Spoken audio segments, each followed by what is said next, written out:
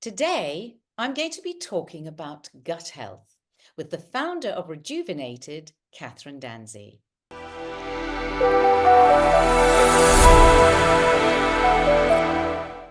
Hi, Kathryn. Nice to see you again. It's so lovely to catch up again, Glynis, and thank you for inviting me back. So today we're going to concentrate on gut health. And, well, here's the question. How do we know if we have a healthy gut or not? That's a very valid question. The thing is, it's so hard because different people have different ideas and thoughts on it. You can go and have an expensive gut tester, or it's quite simply comes down to how is your poo and how comfortable do you feel with your poo? Because it's something we all do, but we don't talk about. And a healthy poo can be so different for different people. You might only go 3 times a week, or you might go 3 times a day. But it's your norm that's important. And so long as you don't feel bloated, you haven't got gas, so long as it's consistent, it's when things change that you have to worry. But it's also how do you feel in yourself? Do you have enough energy? Is your cognitive health okay? It's all interrelated. So, okay, so let's go back to bloating. Yes. I mean, we all have bloating occasionally. I Mhm. think people with gut issues, dysbiosis and things like that, will tend to have quite a lot of bloating, won't they? Yes, So that definitely. is often if you're having a lot of bloating, and bloating can be extremely uncomfortable. So Yeah, if somebody is experiencing a lot of bloating, the chances are there is something going on with their gut. Would you say? definitely. Yeah, and funny enough, this is where maybe FODMAPs comes into place because FODMAPs are the polysaccharides that are in food. Not everybody can tolerate them. Foods such as garlic, onions are really quite strong and they can cause bloating or IBS, as some people call it. So, but there's So let's go back to FODMAP. So now I have heard of it. I don't know a lot about it, but I do know a number of people who can't eat the foods you've just said, onions and garlic, and every time we go out, it's got onions in it, it hasn't got garlic in it. So what is it about those foods that yeah, causes the problem? essentially they ferment in the gut and they create a gas. Right. But there's a really good system that you can follow. It's called, well, it's from the Monash University, and they've got a traffic light system. It's red for, don't do, orange for yes, green for go. And so if you start off, you follow the system, just go for all the green foods initially. And I did follow it for a while. We've got a family history of bowel disease. So Right. I was, struggling a little bit because we grow all our own vegetables at home. So Yeah. I went along and said, we grow all our own vegetables. I eat lots of beetroot, onions, and I'm going through my list thinking, oh, I think she's really healthy. Yeah. But he said, right, okay. He's making a note. He said, right, these are the foods that I want you to avoid. And it was everything that I ate. I'm like, okay. So I was so lucky because most of the doctors would normally just give you medication, but Yeah. it's amazing. And it was So by do you have to so you can't eat the FODMAP foods, can you? I can now. Oh, you can. So by Yeah. cutting it out for a while. And then introducing gradually. Now everybody's so different, but the interesting thing was he gave me a list, said, right, I want you to go and read this book, that book. I want you to do yoga. I want you to do mindfulness. This is about 15 years or so ago. Wow, sounds like a great doctor. Oh, amazing. Within 48 hours, I was so different.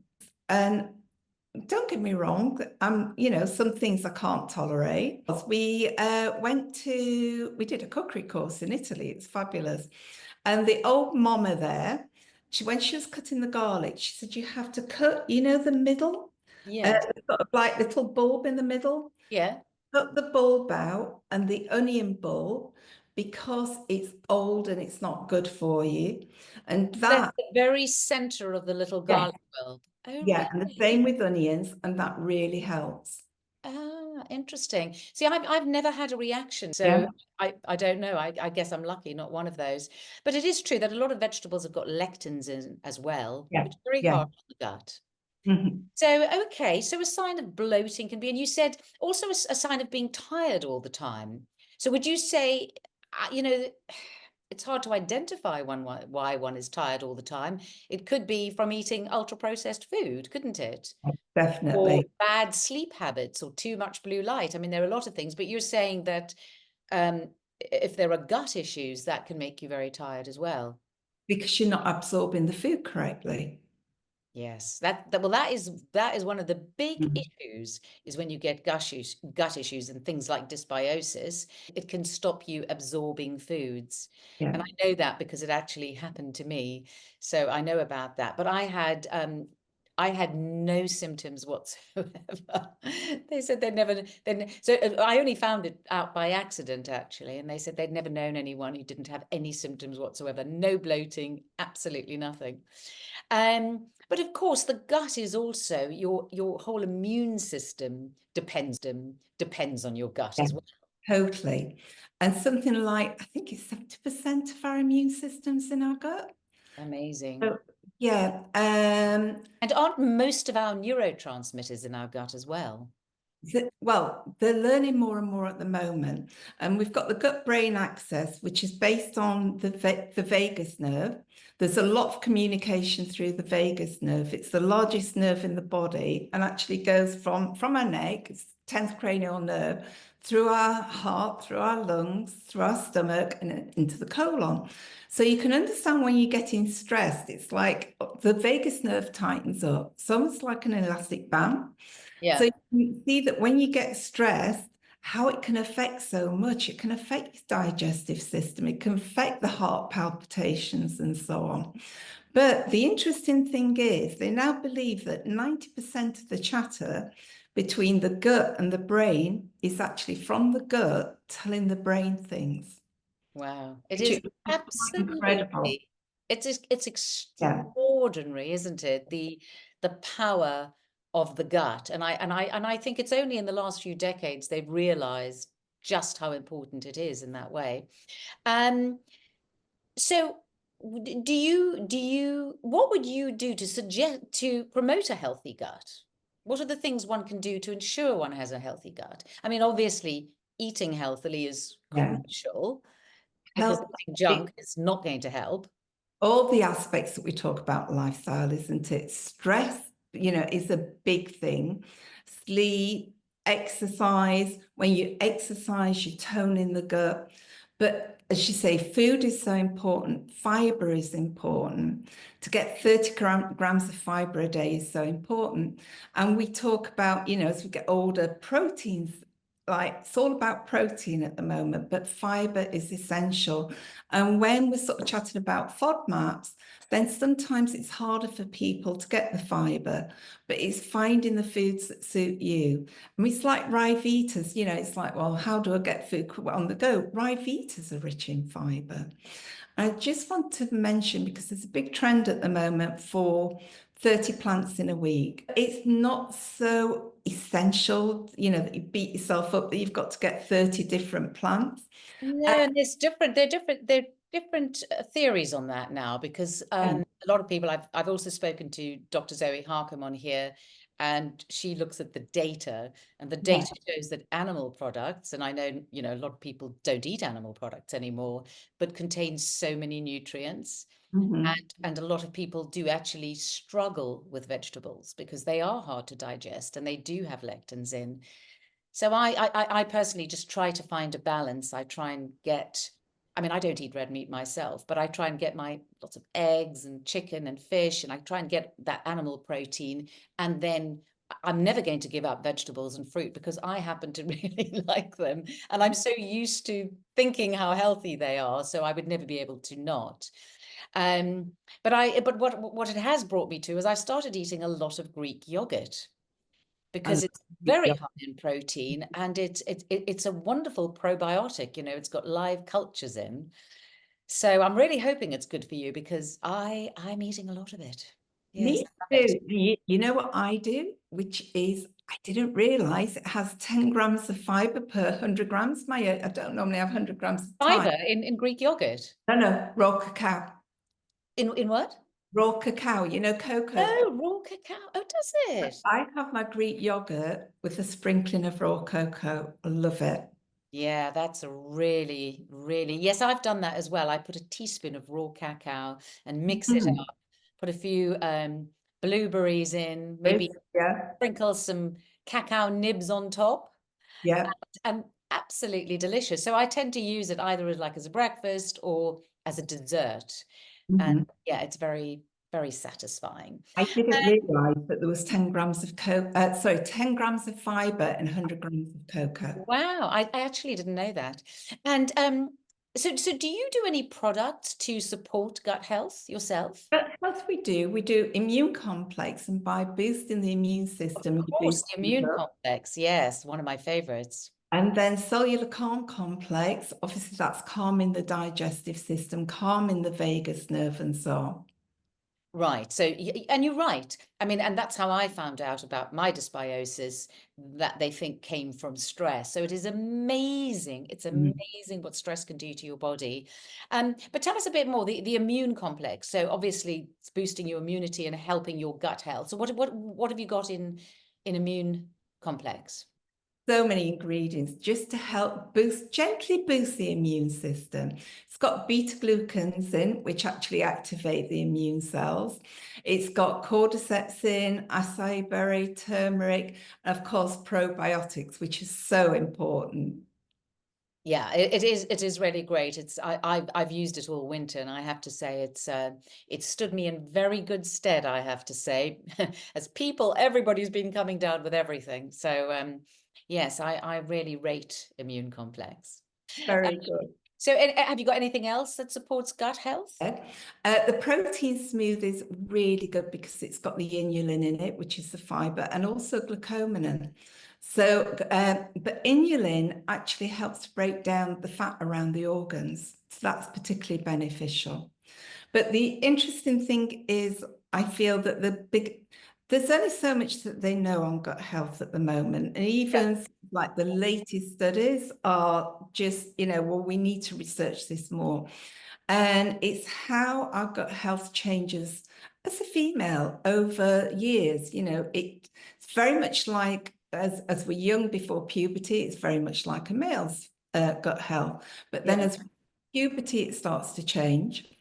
And then obviously, as we get to the menopause, it changes again.